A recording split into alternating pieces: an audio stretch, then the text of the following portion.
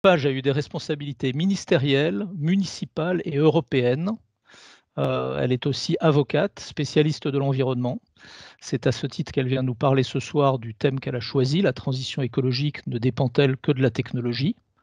Alors d'abord, Madame Lepage, après ce préliminaire informel, je voulais vous remercier au nom de l'ESIA d'avoir accepté de venir parler devant nos élèves, devant leurs anciens.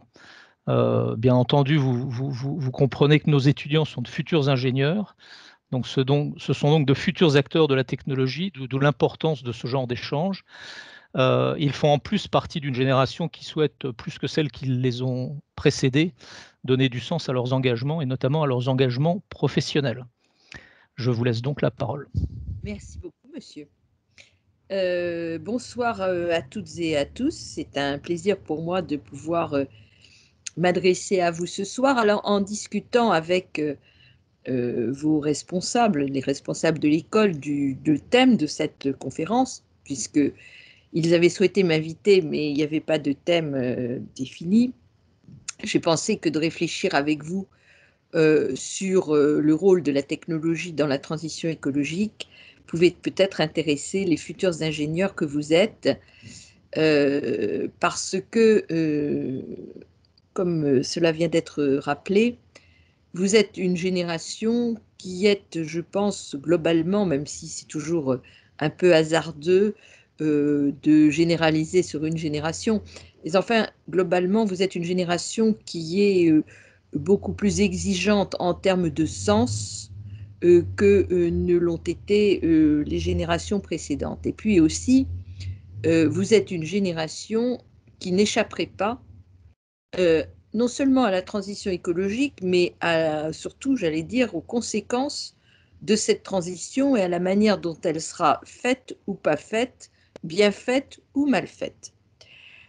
Tout simplement parce que les mécanismes qui sont à l'œuvre aujourd'hui, que ce soit ceux qui sont liés au dérèglement climatique, que ce soit ceux qui sont liés à la perte de biodiversité et les conséquences que celle-ci entraîne dans notre vie, au sens le plus large du terme, ou que ce soit les questions liées à la santé et à l'environnement, ces trois sujets ont un impact direct sur ce que va être votre vie à vous.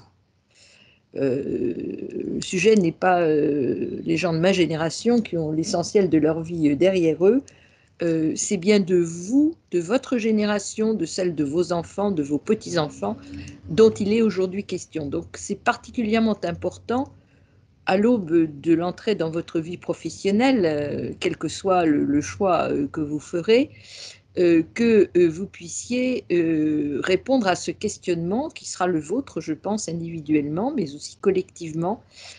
Comment est-ce que ce que je fais aide finalement à la solution globale?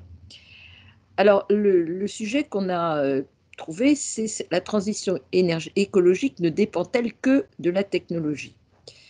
Alors, je dirais que la formulation de la question porte quasiment en elle la réponse. La transition écologique dépend de la technologie, mais ne dépend pas que de la technologie. Voilà, c'est autour de cette double affirmation que je vais orienter mon propos. Alors, la transition écologique dépend pour partie indubitablement de la technologie. Je commencerai par celle qui vous est proche et comme je n'ai de loin pas les connaissances qui sont les vôtres dans le domaine du digital et du virtuel, je resterai très modeste, mais simplement pour reconnaître d'une part que la digitalisation de la société est une évidence, que l'intelligence artificielle transforme profondément nos vies et que d'ores et déjà, la réflexion est menée sur la manière dont cette transformation technologique peut ne pas influencer, impacter de manière trop profonde les politiques qui sont menées par ailleurs pour essayer d'être écologiquement, disons, correctes. Pour ma part, je travaille beaucoup avec des gens qui sont dans le Green IT, et donc j'ai eu l'occasion de m'intéresser aux questions de sobriété dans le domaine du digital, d'utilisation intelligente des data centers et d'un apprentissage que nous avons tous à faire, d'un usage intelligent du digital. Au-delà de cela, il est tout à fait évident que cette technologie peut être un atout absolument formidable dans la réduction de nos émissions de gaz à effet de serre. Tous les travaux qu'il y a aujourd'hui autour de la ville intelligente, par exemple, passent évidemment par l'intelligence artificielle. On ne peut pas aujourd'hui penser à ce que l'on appelle l'autoconsommation collective, c'est-à-dire le fait de produire une électricité qui va être partagée avec ses voisins. On ne peut pas penser au stockage de l'énergie, on ne peut pas penser à une utilisation plus rationnelle de cette énergie sans penser aux technologies qui vont le permettre. Et si certains espèrent que dans les années qui viennent, on va pouvoir aller vers une énergie de plus en plus décarbonée. Personnellement, j'ai des options très anti-nucléaires, donc je dirais une énergie verte plutôt que décarbonée, mais je peux tout à fait concevoir que d'autres aient un avis différent. Peut-être me poserez-vous des questions sur ce sujet tout à l'heure. On ne peut pas envisager d'aller vers cette décarbonation de toute façon sans les nouvelles technologies. Du reste, si on assiste dans le monde à un développement aussi majeur du renouvelable et en particulier du solaire, c'est bien grâce aux transformations technologiques et à une baisse des coûts de l'ordre de 75% sur les modules solaires. C'est donc bien la preuve que ce progrès vers une énergie beaucoup plus propre, beaucoup plus verte, se fait grâce à la technologie. De la même manière, si l'on aborde la question, par exemple, des transports, il est tout à fait clair que nous avons besoin, même si la voiture électrique n'est peut-être pas la panacée universelle, parce que problème de batterie, parce que problème de particules fines liées au freinage, parce que problème de l'impact du cycle de vie réel sur le cycle du carbone, il n'en demeure pas moins que le passage par cette phase-là apporte incontestablement des avantages, ne serait-ce que dans la réduction de la pollution de l'air. De la même manière, les recherches qui sont faites actuellement sur, par exemple, l'usage des insectes, je change de secteur économique, mais je ne veux pas être trop long pour qu'on ait quand même le temps des questions. Les recherches que l'on fait aujourd'hui sur l'usage des insectes, par exemple dans le domaine alimentaire, ça se fait évidemment avec de nouvelles technologies. Autre sujet que l'on peut aborder, l'intérêt de tout ce que l'on appelle le biomimétisme et l'invention à partir de process qui sont complètement naturels, de nouvelles industries et de nouveaux matériaux qui sont beaucoup plus légers, qui ont une beaucoup plus grande résistance et qui peuvent éviter d'utiliser beaucoup de matières premières. Je reviendrai dans la deuxième partie de mon propos sur la question des limites et des matières premières. Par exemple, la découverte, non pas des toiles d'araignée, parce qu'elles sont quand même connues depuis très longtemps, mais de ce qu'était le fil d'araignée et de la manière dont il pouvait, de manière artificielle, être reproduit pour faire des matériaux extrêmement légers, extrêmement résistants, a été une avancée considérable. De même, si l'on regarde aujourd'hui les recherches qui sont faites sur le ciment, sur le béton, pour essayer d'avoir des matériaux qui sont beaucoup moins énergivores et qui surtout utilisent beaucoup moins de matières premières. Là aussi, on voit que les technologies sont d'un très grand secours pour essayer de réduire la facture carbone de la construction de bâtiments. De la même manière, chaque fois que l'on essaye de passer à des économies plus grandes d'énergie, à des pressions moins fortes sur la biodiversité et bien entendu à des produits qui sont moins toxiques, là aussi on fait appel à la technologie pour essayer d'apporter les solutions qui peuvent paraître adéquates. Donc on voit bien que la technologie, elle est absolument indispensable, incontournable pour permettre cette transition. Transition dont je voudrais dire un mot. Parce que la transition écologique, c'est un peu en train de devenir ce qu'a été le développement durable, c'est-à-dire quelque part l'addition de deux mots qui peuvent être assez contradictoires. Beaucoup aujourd'hui ne veulent plus utiliser le mot de développement durable en disant qu'un développement ne peut pas être durable. Ça, on peut en discuter, moi je ne suis pas tout à fait d'accord là-dessus, mais enfin, c'est un mot tellement tarte à la crème et qui a été utilisé dans du greenwashing dans des proportions tellement importantes que je peux admettre qu'on ne souhaite pas l'utiliser. Dans transition écologique, on a un problème sur ce qu'il faut entendre par transition. La transition, c'est un passage entre deux mondes. Le monde d'hier, qui se prolonge aujourd'hui, et le monde de demain.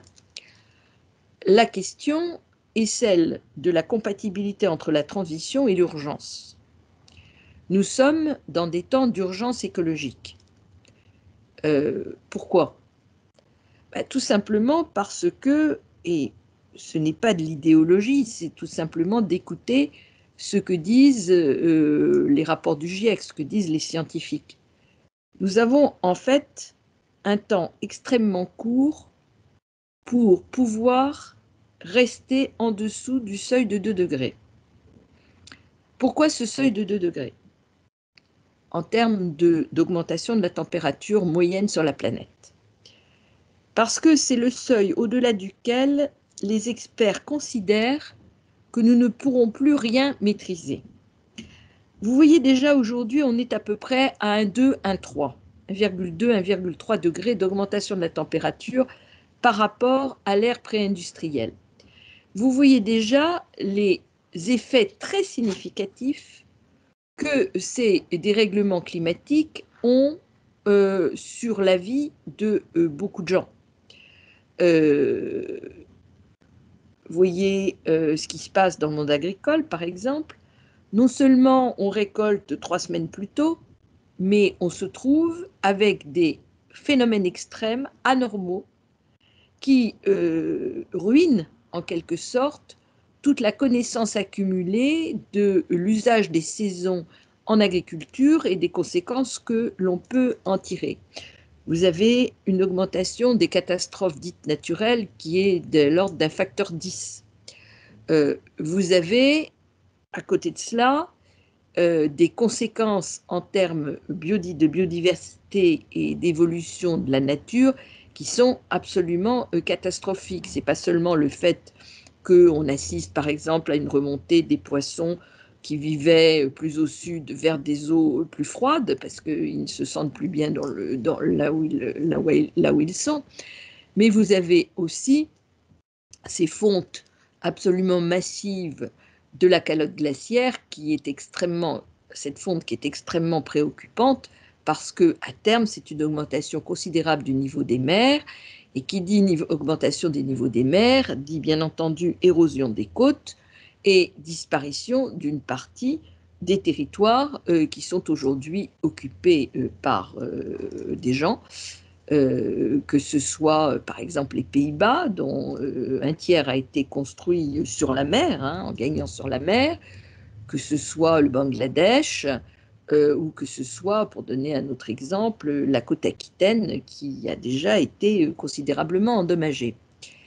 Et donc on voit bien déjà les conséquences que tout cela, sans compter bien entendu les problèmes en termes de biodiversité, la réduction de ce que l'on appelle les services rendus par la nature, dont la valeur économique et les services rendus par la nature ne peuvent pas être appréhendés uniquement à travers leur valeur économique, mais c'est quand même intéressant de le savoir, et plusieurs fois le PNB mondial. Donc on sait tout cela. On sait qu'au-delà de 2 degrés, on ne maîtrise absolument plus rien. Avec la Covid, on a quand même une idée de ce que c'est de ne pas maîtriser quelque chose qui vous arrive. Bien, il faut comprendre ce que serait une transformation de nos conditions climatiques sur laquelle on ne pourrait plus agir et on ne pourrait plus rien maîtriser. Je vous donne un exemple pour bien comprendre l'importance du sujet. Je ne sais pas si vous savez ce qu'est le permafrost. Le permafrost, c'est une zone glacée au nord de la Russie, en particulier en Sibérie, mais pas seulement, il y en a aussi au nord du Canada, qui a pour particularité d'avoir stocké des tonnes et des tonnes de méthane pendant toute l'histoire géologique. Et ce permafrost se réchauffe, comme le reste, bien entendu. Et se réchauffant, il émet du méthane. On pensait que les premières émissions de méthane se feraient vers 2030, 2035. Ben, c'est pas de bol, parce qu'elles ont déjà commencé. Et non seulement on assiste à des émissions de méthane, mais par-dessus le marché, on constate que sont stockés dans ces sols glacés des virus et des bactéries qui datent de plusieurs centaines, voire millions d'années, dont nous, humains, n'avons pas la moindre connaissance et qui, peut-être, peuvent n'être pas très sympathiques à l'égard de notre espèce, comme à celle du reste des espèces vivantes actuellement sur la planète qui n'ont jamais connu ces virus et bactéries. Donc, vous voyez, voilà le genre de problème qui nous arrive, auquel on ne pensait pas il y a 10 ans, parce qu'on ne le savait pas, tout simplement, et auquel nous sommes confrontés. De la même manière, le stockage de carbone, qui est aujourd'hui fait de manière majoritaire par les océans, devient problématique, parce que l'acidification des océans est telle que l'on craint que le stockage de carbone soit beaucoup moins opérationnel. Tout ceci pour dire que à nos émissions, à nous, humains, s'ajoutent potentiellement les rejets de méthane. Je rappelle qu'une tonne de méthane, c'est 24 tonnes de CO2 en termes d'effet climatique. Que le méthane du Grand Nord, voire que la capacité de stockage des océans risque en plus de compliquer le problème. Tout ceci, pourquoi est-ce que je vous raconte tout ça? Je vous raconte tout ça pour vous dire qu'on n'a pas le temps. On n'a pas le temps et si en 2030, on n'a pas franchement inversé la vapeur, si j'ose dire sans jeu de mots, eh bien cela veut dire qu'on ira au-delà des 2 degrés. On est parti là avec la trajectoire des accords de Paris, qui n'est pas suivie des faits, parce qu'on est bien au-delà. On est parti sur 3,5 degrés à peu près, entre 3 et 4 degrés. Donc c'est énorme. Ce qui veut dire que quand on parle de transition, on a l'impression qu'on va donner du temps au temps. On peut donner du temps au temps, sauf que c'est du temps qui joue contre nous et qui joue singulièrement contre vous, contre votre génération. Et moi, je comprends tout à fait des jeunes comme la petite Thunberg qui disent « Pourquoi veux-tu que j'aille à l'école si je n'ai pas d'avenir ?» Le sujet, c'est celui de votre avenir. La transition, c'est de savoir comment on le rend possible. Ce qui veut dire que plus nous traînons, moins nous avons de chances de pouvoir résoudre convenablement nos différents problèmes. Donc nous avons besoin de changements technologiques rapides. Nous avons besoin de, effectivement, nous passer très vite du pétrole. Ce qui veut dire que non seulement il faut changer nos modalités de transport, mais il faut changer également notre chimie, car je rappelle qu'aujourd'hui, la chimie est très largement de la pétrochimie. Là aussi, on a de nouvelles technologies, ça s'appelle la chimie verte, qui permet à partir du végétal de fabriquer des produits qui ressemblent à du plastique.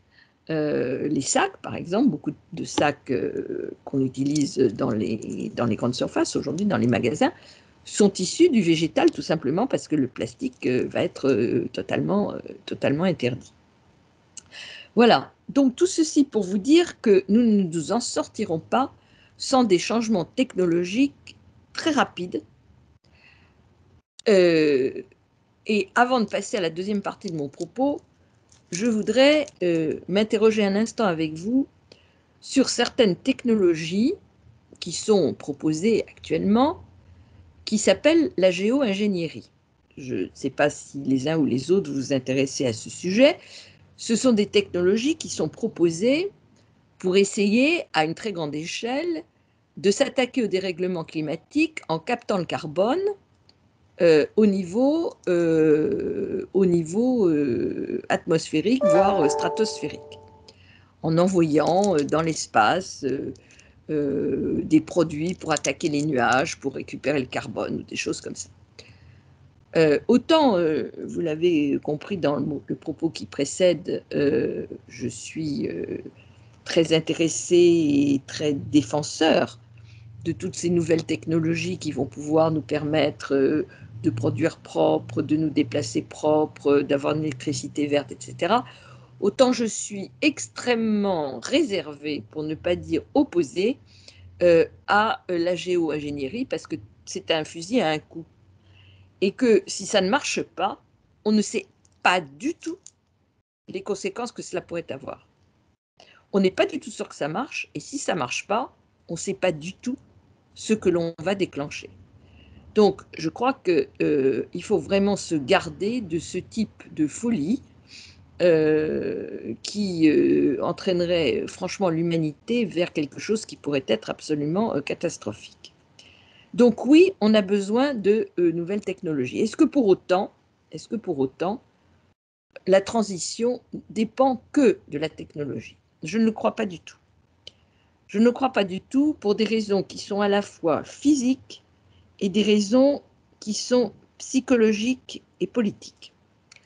Alors pour des raisons qui sont physiques, le grand sujet aujourd'hui qui est sur la table, c'est celui des limites de la planète. Vous savez tous que chaque année, nous raccourcissons un peu la date à laquelle l'humanité a consommé la totalité de ce qu'elle pouvait consommer dans l'année sans entamer son capital.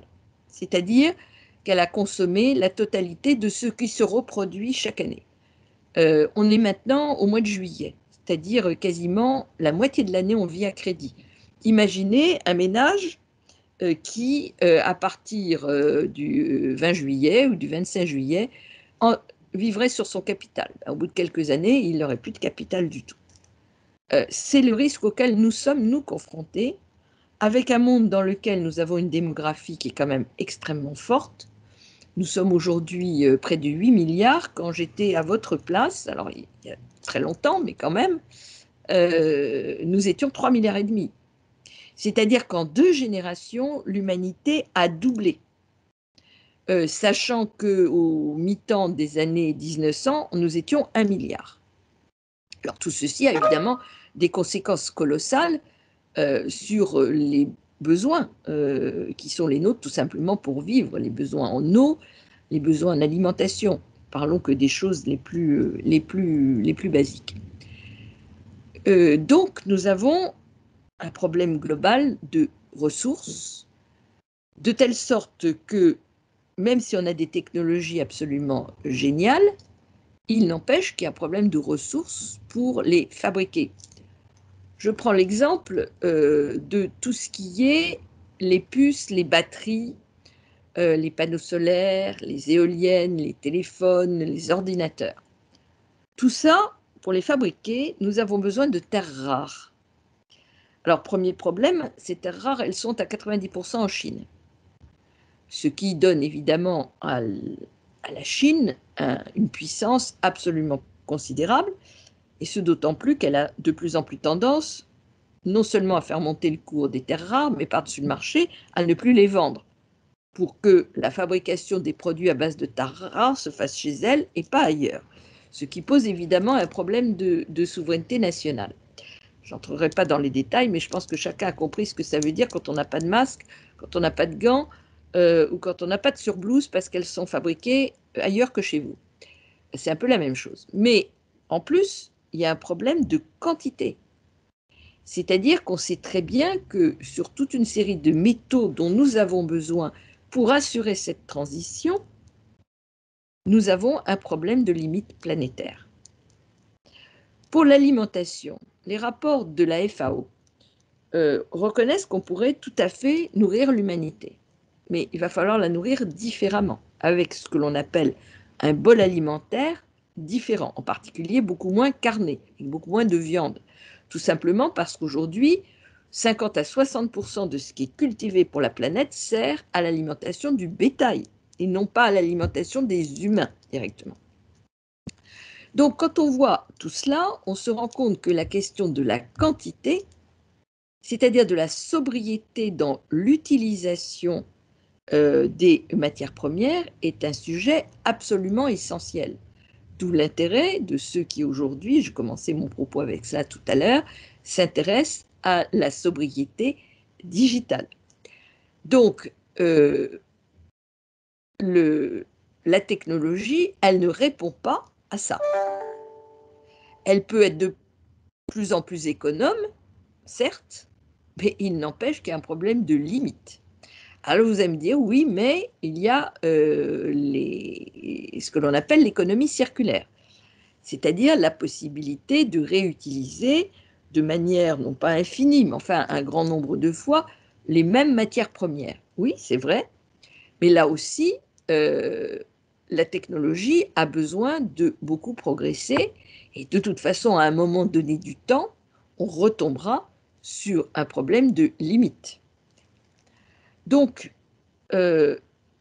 oui, la technologie est indispensable, mais la sobriété, c'est-à-dire une utilisation plus adaptée, probablement plus partagée des produits, est absolument indispensable. Et ce qui nous conduit, en fait, à réfléchir à ce que pourrait être une économie de service, c'est-à-dire une économie dans laquelle on partage le produit et on n'en est plus propriétaire, une économie de l'usage, une économie de fonctionnalité. C'est un concept qui est assez révolutionnaire en réalité, même si on en parle maintenant depuis un certain nombre d'années, tout simplement parce qu'il change complètement la conception que l'on se fait de la propriété. Après tout, nous avons, dans ma génération et celle qui a suivi, beaucoup fantasmé sur la voiture, mais en ville, notamment, d'avoir une voiture en partage, ça peut être une solution tout à fait acceptable et qui rend exactement les mêmes services. Là aussi, la technologie, l'intelligence artificielle permettent de répondre à cela. Donc, au-delà de la technologie, on a vraiment besoin de ce changement dans les usages, de cette sobriété qui est extérieure, à proprement parler, à la technologie elle-même. Mais ce que je viens de dire là ne suffit pas. Pourquoi? Parce qu'en réalité, derrière le sujet de la transition et de la rapidité du changement, il y a un problème de mode de vie, de manière de vivre, de manière de se comporter, de manière de coopérer entre nous, de manière de développer nos activités. Tout cela échappe à la tête, pour une large part, à la technologie. Je prends l'exemple de la Covid et du télétravail. Le télétravail, ce n'est pas quelque chose de nouveau. Ça existait bien avant la Covid. Sauf qu'on voit bien que la Covid a complètement transformé aujourd'hui les manières de travailler. Et je ne crois pas, pour ma part, qu'on reviendra à une situation totalement analogue à celle du ex-ante. Je pense que sur un certain nombre de choses, notamment tout ce qui est conférence à distance, on va rester beaucoup plus, parce que c'est de l'économie de déplacement, c'est de l'économie de temps, on va rester beaucoup plus dans des formules digitales plutôt que des formules en présentiel, pour utiliser un mot qui est très connoté Covid. Donc, notre manière de vivre va devoir profondément s'adapter. Vous voyez bien que si on suit ce que l'Europe a décidé, c'est-à-dire de passer d'une réduction de nos émissions de gaz à effet de serre de 40% pour 2030, ce qui était prévu, à 55%, dans un laps de temps extrêmement court, une décennie. C'est un changement qui n'est pas seulement un changement de degré, c'est un changement de nature. C'est-à-dire que pour y arriver, il va falloir vivre autrement. Et vivre autrement, ce n'est pas seulement de la technologie. C'est de l'organisation politique, c'est de l'organisation sociétale et c'est une autre psychologie. Et je vous dirai quelques mots là-dessus avant qu'on ouvre le débat. Derrière tous les sujets dont nous parlons là, il y a quelque chose de fondamental qui s'appelle l'imaginaire. L'imaginaire, c'est la manière dont vous et moi, nous représentons nous-mêmes dans le monde dans lequel nous sommes et le désir que nous avons de notre vie dans le futur. Aujourd'hui, notre imaginaire est très connoté XXe siècle. Si nous n'arrivons pas à transformer notre imaginaire, c'est-à-dire de trouver souhaitable, désirable cette transformation, de ne la considérer en fait que comme quelque chose que nous subissons de manière obligatoire, de manière contraignante, il est clair qu'on va avoir énormément de mal à nous engager dans cette transition.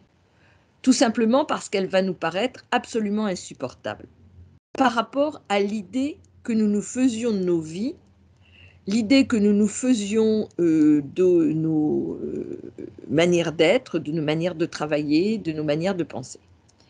Et donc, il faut absolument que nous parvenions à admettre, à comprendre qu'il y a du bon à prendre dans cette transformation du monde. Si nous n'arrivons pas à bâtir cela, et vous les jeunes, vous êtes là pour le faire, parce que c'est votre monde, encore une fois, dont il est question, eh bien, je suis très inquiète parce que nous sommes également très attachés à nos libertés. Moi, j'ai passé ma vie à me défendre les libertés publiques et donc je continuerai à le faire, et les libertés individuelles qui sont quand même très malmenées en ce moment.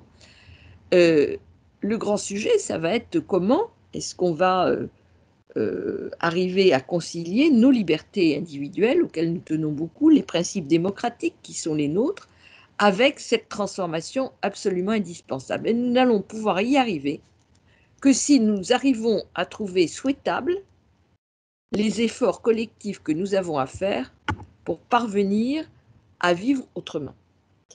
Et ce vivre autrement, qui de reste le titre d'un bouquin que j'ai écrit il y a 15 ans, ce vivre autrement, la technologie va nous aider à y parvenir, mais elle ne suffira pas à le faire si dans nos têtes, nous n'avons pas fait le changement absolument indispensable. Et je pense que votre génération, qui voit les choses évidemment très différemment de la mienne, c'est tout à fait naturel, peut porter cette transformation et doit absolument la porter.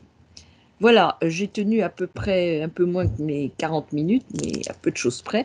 Et donc, je suis prête pour les 20 minutes de questions et d'échanges que j'attends avec beaucoup d'intérêt et d'attention. Et je vous remercie de l'écoute qui a été la vôtre. Merci beaucoup, Madame Lepage. Je vais commencer à vous poser les questions qui sont dans le chat. Élise, qui est avec moi, prendra le relais aussi. Ça vous permettra de vous concentrer sur les réponses et pas de remonter le flux du chat. Et la première réponse, elle a été posée en l'occurrence par l'un des quelques journalistes que nous avons dans l'assistance, Monsieur Berthoud, donc que je lis tel quel. Beaucoup d'industries se servent de la croissance verte pour faire du greenwashing. Pour développer les énergies renouvelables, il faut des terres rares, vous l'avez dit, dont l'extraction pollue gravement les sols en Chine par ailleurs. face à la pénurie de ces ressources tarissables qui semble s'annoncer, est-ce que la relocalisation de cette industrie est possible selon vous? C'est un vrai sujet, hein. J'en ai parlé très rapidement. C'est un vrai sujet et nous, on n'en a pas de terres rares chez nous. Et je dirais de manière plus large, il y a un conflit évident entre l'exploitation minière et la protection de l'environnement. C'est une évidence. Donc la question, de la manière dont on fabrique les produits est une question absolument centrale parce que si on veut réindustrialiser la France et l'Europe, et je pense que c'est absolument indispensable, ne serait-ce que pour asseoir notre autonomie, et je pense qu'on va avoir besoin de plus en plus d'autonomie énergétique, alimentaire et digitale. Il faut que l'on puisse fabriquer à partir de produits auxquels nous avons relativement facilement accès. Alors, par exemple, vous savez, bon, je ne crois pas du tout qu'on ait trouvé de substitut aux terres rares, mais par contre, j'ai vu dans des instituts de recherche que j'ai eu l'occasion et la chance de visiter il y a maintenant quelques années, beaucoup d'efforts qui étaient faits, par exemple, à partir du silicium. Le silicium étant du sable, comme vous le savez, ça, on en a encore. C'est pas illimité, hein. Il y a aussi des problèmes sur le sable. Enfin, beaucoup moins que sur les terres rares, et du sable, on en a quand même un peu chez nous. Donc, ça veut dire que je ne crois pas qu'on puisse répondre à la question des terres rares. En tout cas, moi, je n'ai pas la réponse.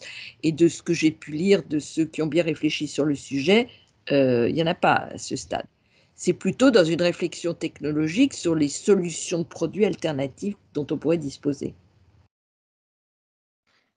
Merci beaucoup. Alors, on a un élève, en l'occurrence Vincent, qui pose la question, j'allais presque dire, qui nous importe à tous, parce que je vais te donner un petit élément de contexte. En début d'année, le SIE a positionné son slogan sur les ingénieurs d'un numérique utile, Oui.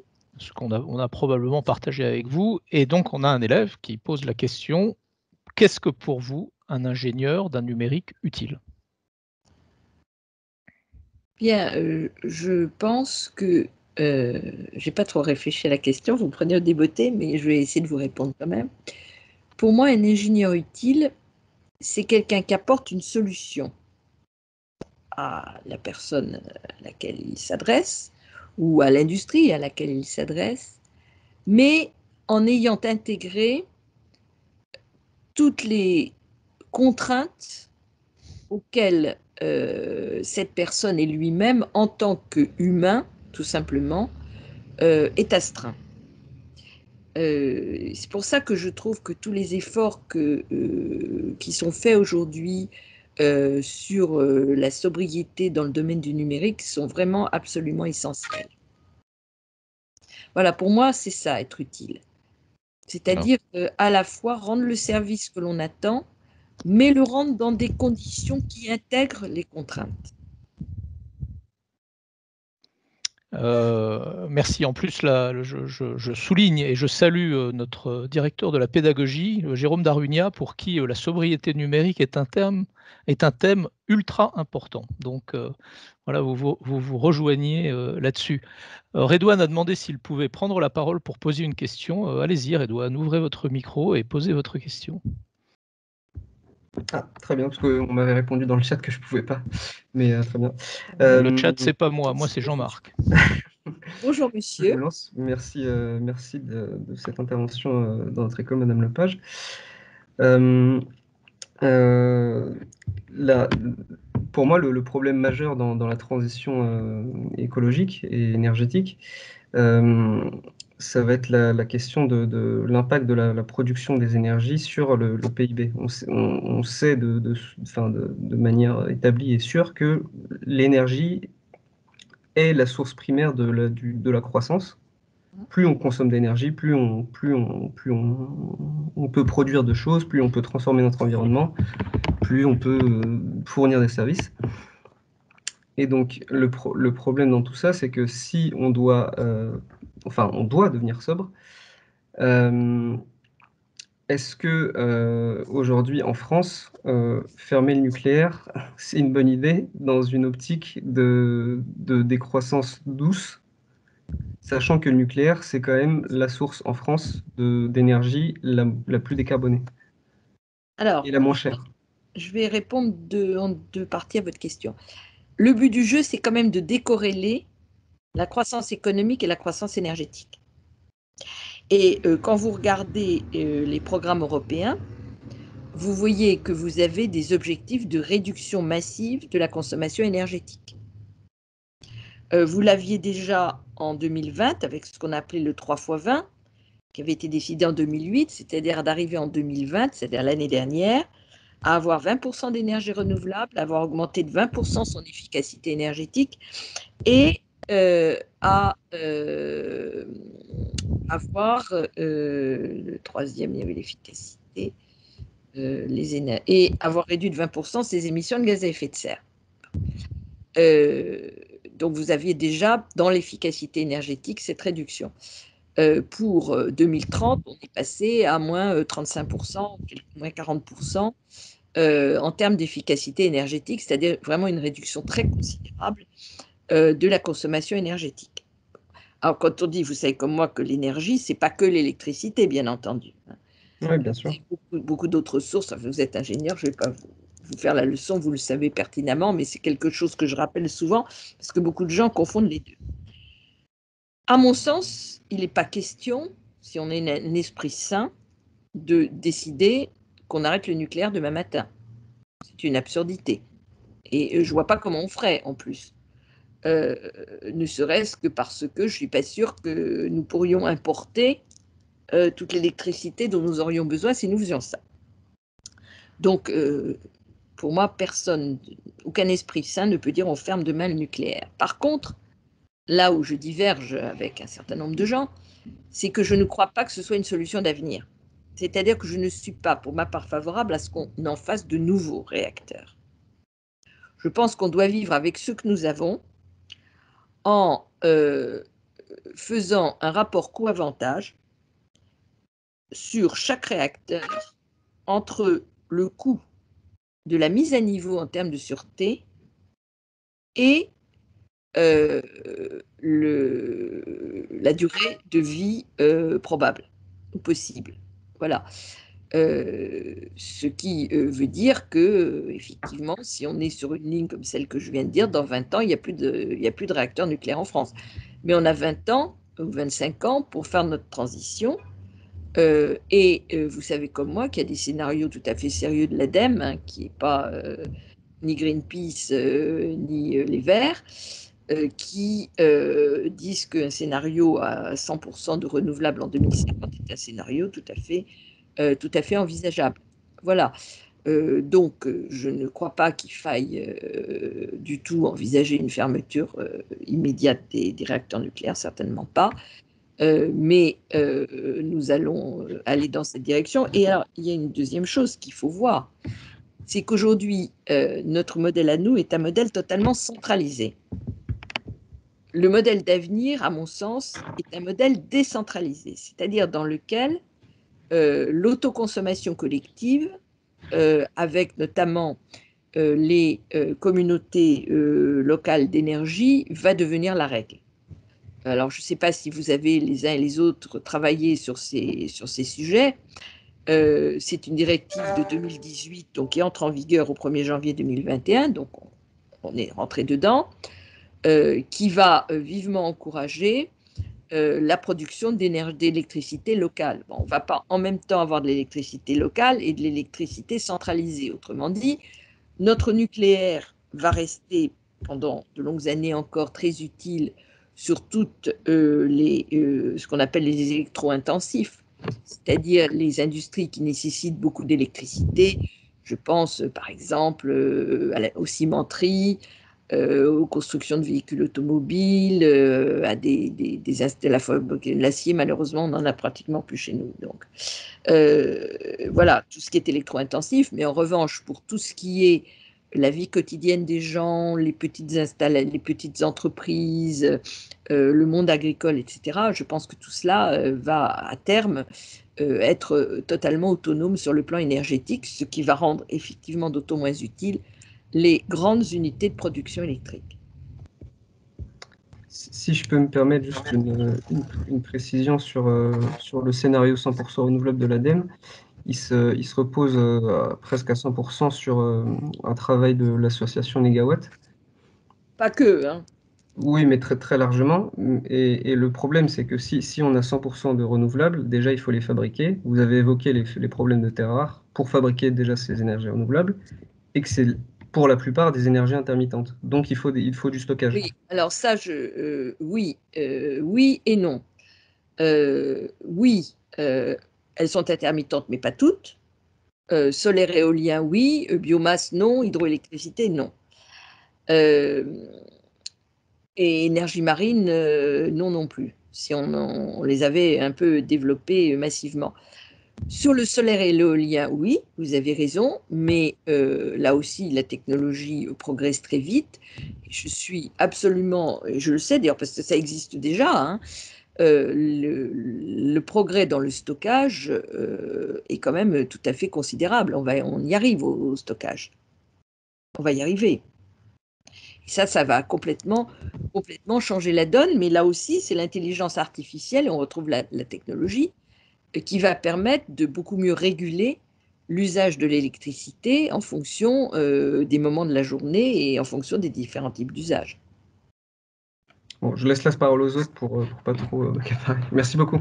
Je vous en prie, monsieur. Adam a une question. Avez-vous un avis, ou connaissez-vous d'ailleurs, dit-il, la Blue Economy, Oui. et avez-vous des exemples d'entreprises qui y participent? Alors oui, c'est très intéressant, l'économie bleue. J'ai rencontré du reste à plusieurs reprises son promoteur, dont le nom m'échappe à la seconde, qui est une personnalité très haute en couleur. Bah, c'est très intelligent, l'économie bleue. En fait, c'est des systèmes. Cherchez le nom de Gunther Pauli, C'est probablement. ça, exactement, c'est Gunther Pauli. Gunther Pauli, il a créé une fondation et il travaille beaucoup pour encourager ce que l'on appelle aujourd'hui l'économie circulaire, parce qu'en réalité, c'est cela. Alors, je peux vous donner un exemple qui est en Sicile, qui est une entreprise italienne qui fabrique qui avait enfin, il existait en Sicile une très grande installation pétrolière,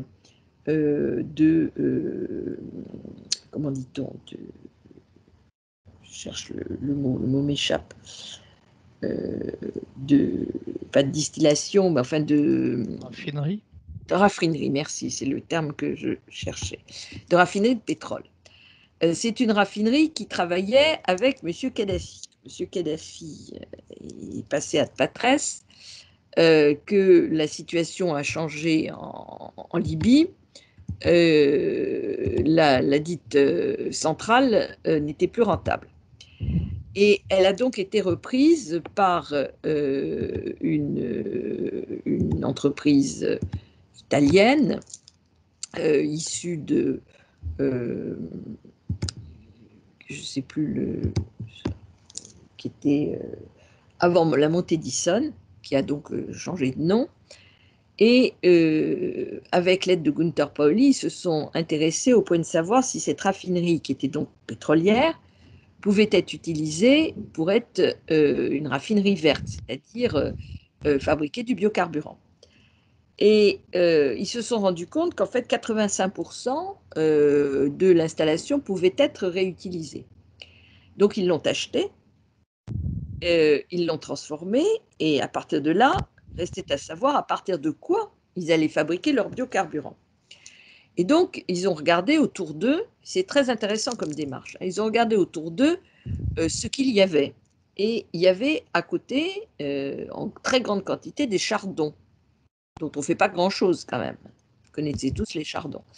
Et donc, ils ont fait des tests sur les chardons. Ils se sont rendus compte que non seulement le chardon pouvait être un biocarburant absolument génial, mais qu'il pouvait y avoir des coproduits, 5 ou 6 coproduits différents, qui pouvaient être parfaitement commercialisés à partir du raffinage si j'ose dire, du chardon. Et donc, cette entreprise a été montée, elle fonctionne tout à fait bien. Il y a eu une inauguration à Milan à laquelle je suis allée il y a 3-4 ans maintenant, donc c'est pas tout à fait récent. Et je crois que ça marche tout à fait bien. Voilà, c'est un exemple d'économie bleue. Merci beaucoup. David aimerait revenir sur le sujet de la sobriété technique et numérique. Il voudrait poser sa question lui-même. David, je vous en prie, prenez la parole. Oui, merci beaucoup. Est-ce que vous m'entendez bien? Je Je vous vais entends. juste vous demander de poser votre question de façon synthétique, de façon à ce qu'on ait plus de réponses que de questions. Ouais. Merci Merci. beaucoup déjà Madame Lepage pour votre introduction. C'était super intéressant. J'ai beaucoup aimé l'aspect travailler sur les imaginaires, c'est super important. Et puis aussi travailler sur la technique de demain. Et moi, ma question, c'est vraiment sur cette technique-là. Moi, je suis ingénieur en électronique, donc pas du tout technophobe. Mais je me rends compte quand même d'un gros problème de sobriété. Là, vous nous avez parlé tout à l'heure, par exemple, des smart cities, des transports de demain. On pourrait rajouter les smart homes. Le problème, c'est qu'aujourd'hui, à chaque fois sur ces grands domaines-là, les projections qui sont faites sur l'avenir, c'est des projections qui sont absolument pas sobres. Et pourquoi il faudrait rentrer dans la sobriété? Parce qu'on a tous les problèmes de matières premières, de finitude des ressources, comme vous en avez parlé tout à l'heure. Et aujourd'hui, quand on regarde par exemple le véhicule électrique qui paraît être vertueux, aujourd'hui, les véhicules électriques qui sont proposés aux citoyens, c'est des véhicules électriques où on a remplacé les 3 boutons de la clim par un écran plat. et, donc, du coup, on a comme ça des problèmes un petit peu de sobriété. On n'a jamais fait des voitures aussi lourdes, alors que ça fait 50 ans que les scientifiques nous alertent. Et donc, moi, ma question, c'est voilà, quel est votre point de vue sur cette sobriété technologique qu'il faudrait peut-être impulser? Est-ce qu'on a un rôle de l'État là-dedans? Est-ce que l'État devrait, par exemple, je ne sais pas, contraindre plus les entreprises à faire des objets plus sobres, plus réparables? Est-ce qu'il devrait y avoir des comités d'éthique? Je ne sais pas, avant que des produits soient lancés sur le marché de la consommation. Comment vous voyez ça? Si vous voulez, en écoutant votre question, j'ai plusieurs types de réflexions qui me viennent à l'esprit, qui ne sont pas du même ordre, mais enfin, c'est pas grave, je vais vous les livrer comme elles me viennent à l'esprit. Bon, d'abord, je ne crois pas qu'un État tout seul aujourd'hui puisse dire ben, vous allez fabriquer de telle manière tel produit. On est sur des marchés ouverts à la concurrence, on est surtout sur un marché européen déjà pour commencer. Donc, si on a des règles de ce type, c'est au niveau européen qu'il faut les penser, ce n'est pas au niveau national. Ceci étant, quand vous regardez le programme Next Generation qui a été présenté l'année dernière, ou même que vous regardez la manière dont est pensé le plan de relance, vous vous rendez bien compte que, en fait, tout ceci repose, et ça me paraît très intéressant, et c'est une réponse partielle à votre question, sur ce qu'on appelle la taxonomie. Je ne sais pas si vous avez entendu parler de ça. Non, pas tout à fait. Alors, je vais vous expliquer en 2 mots, parce que le temps passe, peut-être d'autres questions. Bon, la taxonomie, c'est un système qui a été mis en place en Europe pour définir ce qu'est un investissement durable, sachant que les fonds européens ne doivent aller en principe qu'aux investissements durables. Donc c'est quand même assez encourageant, si je puis dire. Parce que si vous n'êtes pas un investissement durable, vous n'avez pas un rond. Et pour ça, par exemple, qu'EDF est en train de se bagarrer pour essayer de faire reconnaître le nucléaire comme conforme à la taxonomie, alors que globalement, au niveau européen, on ne veut pas entendre parler de ça. Pourquoi? Parce que l'Europe a défini 6 secteurs. Alors, je parle de mémoire, il y a la lutte contre le dérèglement climatique, l'adaptation au changement climatique, l'économie circulaire, la biodiversité, ça en fait 4. Il doit y avoir l'eau, les matières premières, et puis il y en a une 6e, je ne sais plus, la santé. Donc, vous avez 6 critères. Pour pouvoir être durable, non seulement il faut que vous entriez dans une des 6 catégories, mais il faut de plus que vous ne soyez pas négatif pour les 5 autres. Ce qui veut dire, pour répondre à votre question, et ça y répond directement, que si vous êtes super, par exemple, sur l'adaptation au changement climatique, mais que vous êtes un gros émetteur de gaz à effet de serre, vous ne serez pas durable. D'accord. Et ça, je pense que c'est une manière de travailler qui est vraiment intelligente et qui va vraiment changer les choses. Ouais, vous pensez que ça suffira justement à Monsieur, changer un peu la direction des... je ne suis pas sûre que ça suffise parce qu'il va falloir tant de choses pour que ça marche. Mais enfin, il y a entre le plan de relance, condition qu'il soit voté, puisque vous savez qu'un certain nombre de pays n'ont toujours pas voté. Et le plan nouvelle génération, il y a 1750 milliards d'euros. 1750 milliards d'euros. Vous vous rendez compte de ce que c'est comme... Bon. C'est absolument colossal. C'est une montagne d'investissements à faire dans les 10 ans qui viennent. Si effectivement ils sont faits de telle sorte qu'aucun investissement qui n'est financé par l'Europe ne soit un émetteur de gaz à effet de serre, ben ça va quand même changer la donne. Hein. Oui, j'imagine. Bon, merci beaucoup. Nous avons une question, alors ça serait une belle dernière question, mais je laisse la place à une question ou deux encore après celle-là. Guy nous dit, vous insistez sur le fait que la technologie ne fera pas tout et que les comportements, voire l'imaginaire, ça c'est moi qui rajoute, doivent évoluer. Il faut pour ça que nous soyons tous convaincus. Quelle analyse faites-vous des refus des analyses du GIEC par des gens tels que, alors il cite des noms, messieurs Trump, Bolsonaro, voire Allègre, avertis et très Allègre, il est un influents. peu HS quand même, hein, heureusement.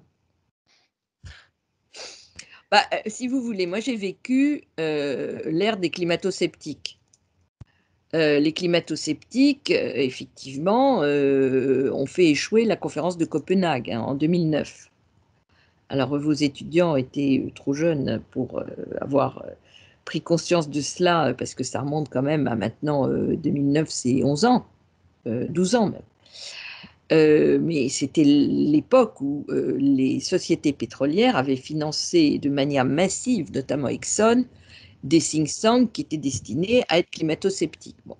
Je pense que, très franchement, c'est vrai qu'il y a encore des gens comme Trump, Bolsonaro, mais enfin Trump, il a quand même été remercié par les Américains, et on ne peut pas dire que la politique de Biden soit la même, et Bolsonaro, je dirais que politiquement, il va quand même pas très très bien.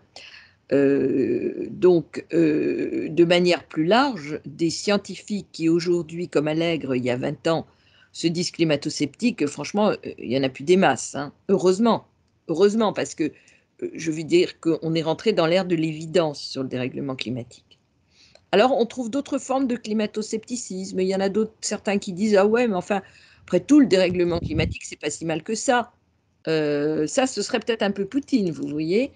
Eh ben oui, évidemment, pour lui, la Sibérie, ça va devenir une terre à blé absolument géniale. Donc, il est assez content. Les gars du Sahel, ils ne voient pas forcément la vie de la même manière. Voilà, donc je pense qu'on est quand même rentré dans le règne de l'évidence. Et que de remettre en cause les conclusions du GIEC, qui sont, contrairement à ce que certains pensent, qui sont certainement pas excessives. Il faut savoir quand même que le GIEC ne fait pas les études. Le GIEC ne fait que réunir toutes les études existantes pour en donner un avis. Et l'avis soumis, ce qu'on appelle l'avis soumis aux décideurs, c'est-à-dire le petit opuscule d'une trentaine de pages ou d'une cinquantaine de pages qui est publié tous les 5 ans, c'est un avis qui est négocié politiquement. C'est-à-dire qu'il est très en deçà d'un certain nombre de scénarios. Et on se rend compte, quand on suit les rapports du GIEC au fur et à mesure des années, que généralement, c'est les scénarios les plus pessimistes qui l'ont dans la vraie vie emporté. Voilà, donc ce que je peux dire sur ce sujet. Bon, nous sommes pratiquement au terme de Alors, notre on heure fait encore ensemble. une question. Bah, écoutez, alors, il se trouve qu'il n'y en a plus, ils sont très disciplinés. Moi, je vais vous en poser une en forme de conclusion. Est-ce que vous avez un conseil, une préconisation à donner à nos jeunes gens qui seront, pour les uns l'année prochaine, pour les autres au plus tard dans 5 ans, dans le monde professionnel, en lien bien entendu avec le thème de notre discussion ce soir? Alors, je dirais 3 choses. Restez des citoyens engagés, avec l'esprit critique sur ce que vous faites et ce qu'on vous raconte.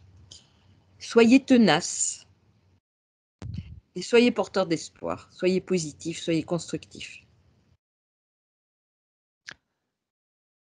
Il ne faut surtout rien rajouter, si ce n'est pour vous remercier encore du temps que nous avons passé ensemble. C'est un plaisir. Et pour remercier également les participants et leur engagement dans les questions. Eh bien, une très bonne soirée, une très bonne continuation. Merci à vous aussi. Au revoir. Nous espérons vous revoir. Au revoir, madame. Au revoir.